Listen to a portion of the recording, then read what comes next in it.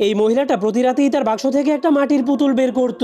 এরপর সে যখনই সেই পুতুলের উপরে পানি ছিটিয়ে দিত, তখন সেই পুতুলটা জীবন্ত হয়ে তার ঘরের মধ্যে হাল চাষ করে বীজ লাগিয়ে দিত, যার ফলে কয়েক মিনিট পরেই ফসলগুলো অনেক বড় হয়ে যেত। কিন্তু একদিন একজন অপরিচিত লোক সেই মহিলাটার বাড়িতে রাতের জন্য আশ্রয় নিতে চলে আসে। এজন্য মহিলাটা সেই লোকটাকে স্টোর রুমে থাকার জন্য জায়গা করে দেয়। কিন্তু তখনই রাতের অন্ধকারে লোকটা রুমের মধ্যে অনেক চকচকে একটা আলো চলে আসে। তখন লোকটা দরজার ফুটো দিয়ে উঁকি মেরে দেখতে পায় সেই মহিলাটা ভয়ঙ্কর এক উপায়ে গম দিয়ে আটা বানাচ্ছে। পরের দিন সকালে মহিলাটা সেই আটা দিয়ে তৈরি করা রুটিগুলো তাকে খেতে দেয়, কিন্তু লোকটা রুটিগুলো খেতে না করে দেয়। এরপর সেখান থেকে চলে যায়। তখন লোকটা সেই মহিলাটাকে সন্দেহ করতে শুরু করে। এজন্য সে দেয়ালের উপরে উঠে লুকিয়ে লুকিয়ে তাদেরকে দেখতে শুরু করে। তখন সে দেখতে পায় যখনই মানুষেরা সেই রুটিগুলো খায় তখনই তারা গাধাতে পরিণত হয়ে যায়। যা দেখার পর সেই মহিলাটা অনেক খুশি হয়ে হাসতে শুরু করে দেয়। যা দেখার পর লোকটা সিদ্ধান্ত নেয় সেই মহিলাটাকে এক ভয়ঙ্কর শাস্তি দিবে। এরপরের দিন সে আবারও সেই মহিলাটার বাড়িতে গিয়ে রাত কাটানোর জন্য আশ্রয় চাইতে শুরু করে। তখন মহিলাটা অনেক খুশি হয়ে তাকে আশ্রয় দেয়। এরপর তাকে সেই রুটি খেতে দেয়। কিন্তু এবার লোকটা চালাকি করে মহিলা